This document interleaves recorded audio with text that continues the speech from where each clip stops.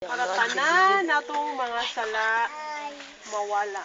Basta kay mo tuutan niya o mudawatan niya. Okay? So, ni siya mahitabo sa imong sala. So when Jesus died on the cross for our sins, He removed all our sins.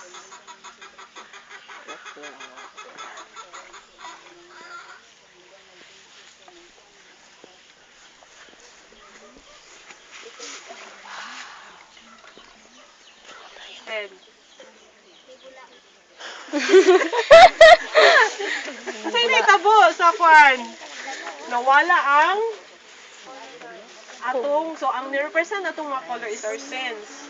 So, ikuha, no, gipasaylo tanan sa Ginoo sa pagkamatay niya sa cross.